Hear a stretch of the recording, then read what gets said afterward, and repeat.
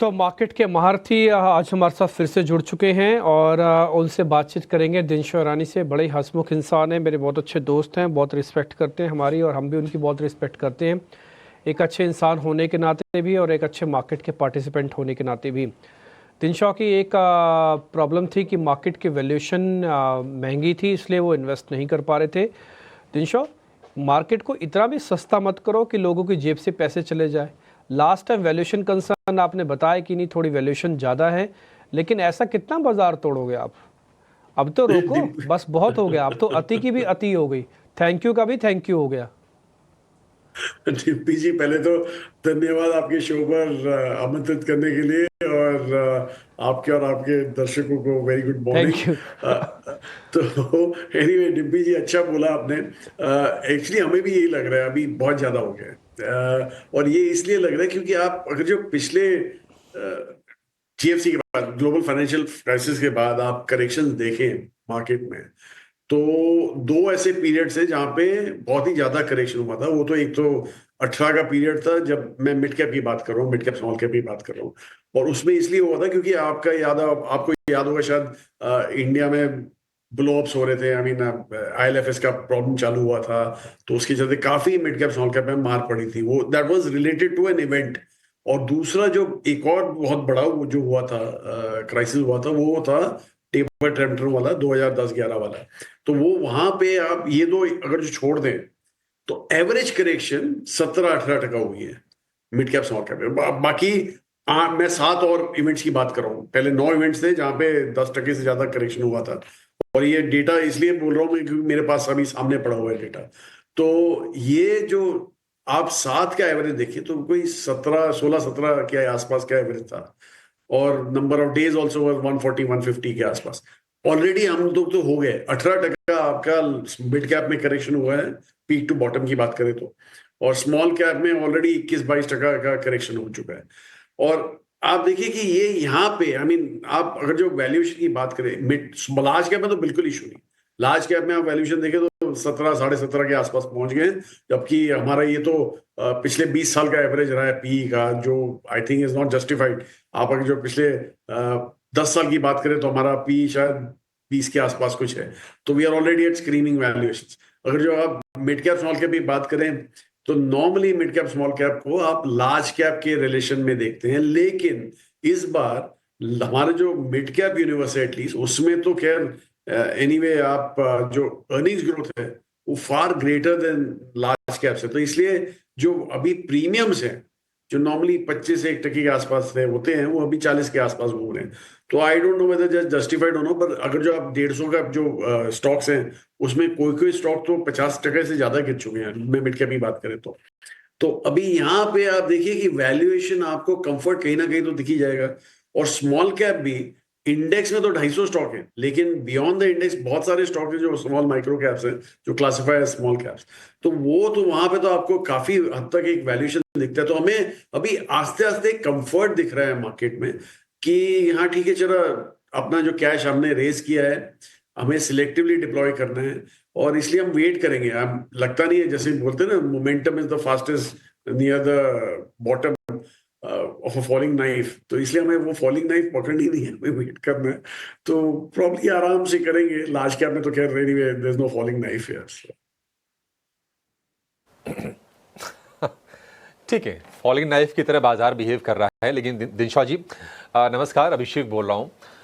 ऐसे बहुत सारे लोग हैं जो इस करेक्शन से पहले विचार कर रहे थे कि बाजार में आना है, वो शायद संभल गए होंगे, रुक गए होंगे और ये सोचा होगा कि इवेंट रेस एक बार पास हो जाने दे, उसके बाद कुछ सोचेंगे बाजार में।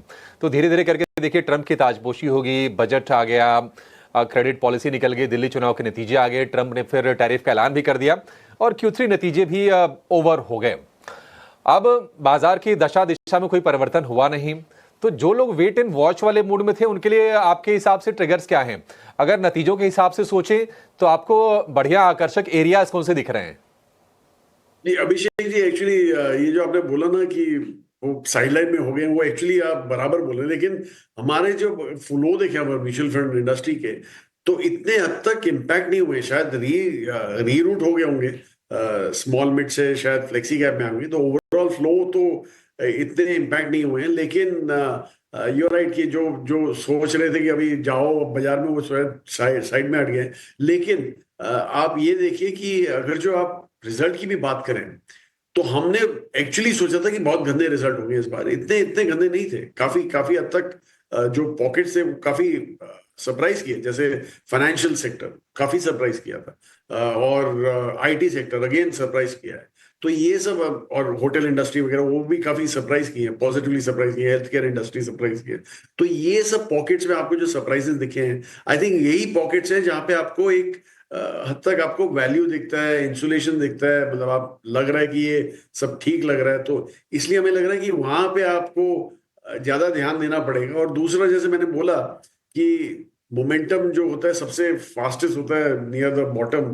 तो इसलिए बेटर टू अवॉइड, जैसे मैं भी यही सोच रहा हूँ कि आप we will not try and कभी एक्चुअली किसी भी बाजार के आप तजुर्बेदार इंसान को पूछेंगे तो वो कभी आपको टॉप या बॉटम तो बता ही नहीं सकता, पर उसकी गट बोलती है कि हाँ भैया हम समवेयर क्लोज हैं टू द बॉटम या somewhere close to the peak हैं। जैसे मैंने पहले भी हमने कॉल आउट किया था कि बहुत ज्यादा वैल्यूएशन स्ट्रेच लग रहे हैं, इसलिए हमें लग रहा है, डर लग रहा है थोड़ा बाजार से।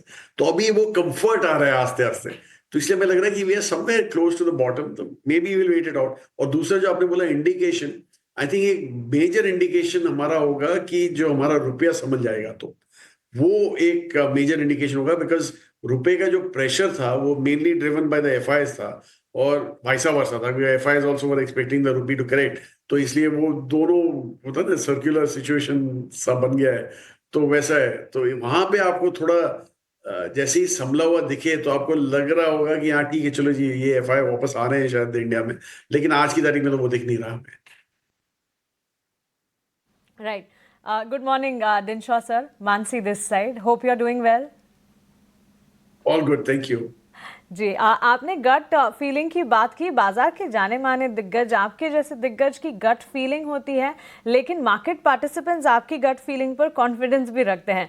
Dinshaw sir, to start with, banking fund Helios ने लॉन्च किया है बैंक्स फाइनेंशियल्स की तर्ज पर। सबसे पहले तो आप क्या कुछ कहना चाहेंगे? इसके अलावा सेक्टर्स कौन से हैं जो आपके रेडार पर, और इस वक्त जो मार्केट में करेक्शन वॉलेटिलिटी का फेज चल रहा है, ऐसे में आप क्या कुछ स्ट्रैटेजाइज करके चल रहे हैं?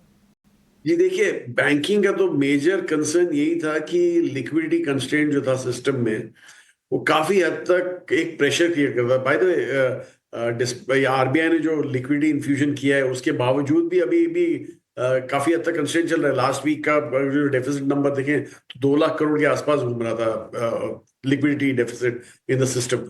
तो वो लग रहा है मुझे कि अभी आज की तारीख में शायद आरबीआई वापस डॉलर बेच रहे हैं और रुपी खरीद रहे हैं, तो इसलिए सिस्टम में से लिक्विडिटी सकआउट हो रही है। लेकिन बहरहाल दैट द इंटेंशन आरबीआई का जो है वो बड़ा क्लियर है कि उनको liquidity control mean as in infuse करनी है सिस्टम में। तो वो एक बार होता है तो डिपॉजिट्स पे भी थोड़ा एक हद तक वो प्रेशर कम हो जाता है, फिर लेंडिंग भी काफी इजी हो जाती है। और वैसे भी इंटरेस्ट रेट कट साइकिल तो अभी चालू हो गया है इंडिया में।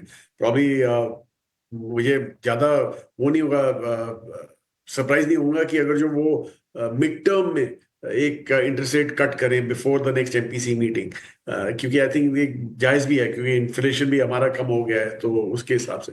तो इसलिए बैंकिंग सिस्टम में तो मुझे लगता है कि काफी हद तक बहुत कंफर्ट है। और यहाँ से आर फीलिंग है कि अगर जो इकोनॉमी ग्रो होनी है तो ये सेक्टर तो has to participate in a big way. तो इसलिए यहाँ पे बहुत ज्यादा कंफर्ट है हमारे पास।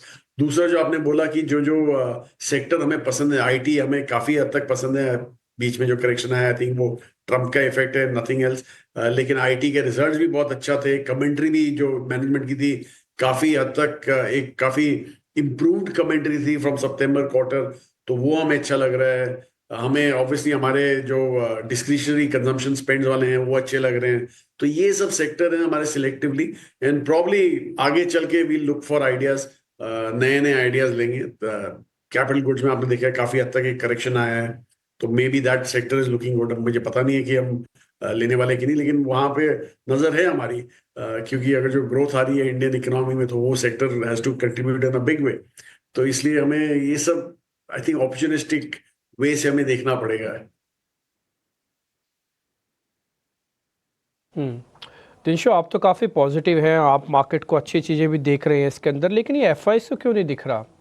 ये चीज़ें हमको दिखती हैं, आप जैसे फंड मैनेजर्स को दिख रही हैं और बहुत सारे लोगों को दिख रही है, बट एफआईज को भी क्यों नहीं दिख रहा? पहला पॉइंट तो ये। और दूसरा, समीर भाई सिंगापुर में रहते हैं, आपकी फ़ोन पे बात होती होगी, रोज़ वीडियो कॉल भी करते होंगे, आपने उनसे पूछा नहीं कि सिंगापुर वाले लोग इंडिया के बारे में क्या सोच रहे हैं? जी, रोज बात होती है उनसे। तो एनीवे, एक्चुअली एफआई की अगर जो बात करें, मुझे लगता है कि मेजर एफआई का कंसर्न शायद रुपी है एंड नथिंग एल्स, क्योंकि रुपी काफी टाइम से स्टेबल था। अभी बीच में जो कोलैप्स हुआ है वो एक जायज भी है, क्योंकि अगर आप देखें तो अगेंस्ट ग्लोबल करेंसीज तो हमारा डॉलर को छोड़ के ग्लोबल करेंसीज के सामने हम काफी स्टेबल थे। तो इसलिए मुझे लगता है कि कंसर्न उनका यही है कि प्रेशर काफी है रुपी पे, so better to move out. क्यों उनको अगर आप फॉरवर्ड देखें 3 महीना या 6 महीने के forward contract, they are quoting at 88, 50, 89 and all that. तो अगर जो वो देखते हैं तो उनको वही डर लगता होगा कि शायद ये रुपी वहां पे चला जाए, तो इसलिए may be that is what is creating a pressure. दूसरा, फंडामेंटल्स भी इतने बढ़िया नहीं थे हमारे उसमें सेक्टर के, आई मीन एज इन जो रिपोर्टेड नंबर्स थे उसमें। तो इसलिए लगता है वो दूसरा एक उन पे ओवरहैंग होगा कि छोड़िए अभी इंडिया को, छोड़िए दूसरे मार्केट देखते हैं। और जैसे आपने देखा है, चाइना एक डीप सीक के चलते काफी हद तक पैसा अट्रैक्ट किया है। मुझे नहीं लगता इंडिया के एक्सपेंस में किया है, लेकिन आई थिंक दूसरे मार्केट से काफी पैसा वहां पे गया है। हमारा तो मुझे लगता है यूएस ही गया है, nothing else, back to US. वो ट्रम्प ट्रेड जो प्ले आउट हो रहा है वही प्ले आउट हो रहा है, तो वो था। और दूसरा जो आपने बोला सिंगापुर वाले लोग, एक्चुअली मैं आपको ये बता दूं कि हमारा भी एक ऑफशोर फंड है, और एक्चुअली हमने तो जनवरी में इनफ्लो देखे हैं उस फंड में, हमने आउटफ्लो नहीं देखे हैं। तो इसलिए आई थिंक इट्स हर एक पे जो मैनेजर है उस पे डिपेंड होता है कि how he sells this country. And मुझे तो लगता है समीर एक बहुत बढ़िया सेल्समैन है हमारे इंडिया के लिए, जो जाके काफी हद तक लोगों को बताते हैं कि इतना बुलिश है हमारा country. So that way I think that helps. बिल्कुल, वो तो बात सच है, इसमें कोई दो राय नहीं है कि समीर भाई काफ़ी अच्छे से अपनी बात को रखना जानते भी हैं। दिनशा, बहुत बहुत शुक्रिया, थैंक यू वेरी मच। अच्छा लगता है आपसे बातचीत करके। देखिए, आप बैठे थे, आपसे बातचीत हो रही थी, तो मार्केट में करीब 60-70 पॉइंट की रिकवरी भी आई। तो मैं उम्मीद करता हूँ पॉजिटिविटी इसी तरह से फैली और फैलाई जाए। आप कुछ अच्छा बोले, कुछ हम अच्छा बोले, तो बात कम से कम होगा। सर, आप रोज़ आइए, हम तो आपको रोज़ बुला लेंगे, हम तो चाहते हैं आप रोज़ आएँ। नहीं, बाजार की तेजी की बात कर रहा हूँ उसके लिए। हमारे पास तो टाइम ही टाइम है, आपके पास टाइम नहीं है सर। धन्यवाद जी, चलिए धन्यवाद। ठीक है सर, बहुत बहुत शुक्रिया, थैंक यू वेरी मच। आपने आज टाइम निकाला, अच्छा लगा आपसे बातचीत करके, थैंक यू वेरी मच समय देने के लिए। खैर, इंडिया विक्स भी थोड़ा सा कम हुआ है, 7.5-8 तक विक्स पहुंच गया था, तब 7 के थोड़ा नीचे पहुंचा है। आई होप सो कि थोड़ा चीज़ें बेहतर होंगी। रिलायंस इंडस्ट्रीज़ में दिखाने के लिए आपसे इसलिए कह रहा था क्योंकि ये डेज हाई पे पहुंचा है। बड़े शेयर्स का डेज हाई पे पहुंचना बहुत ज़रूरी है। HDFC का, रिलायंस का, TCS का, इन्फोसिस का, मारुति का, HUL का, L&T का, ये सब के सब बड़े शेयर्स भी थोड़ा बहुत जोर लगाए ना, तब भी काम हो जाएगा। लेकिन फिर भी आप सचेत रहिए, 3-4 लाइनें ना भूलिएगा। पहला, no aggression no depression. Second, buy right and sit tight.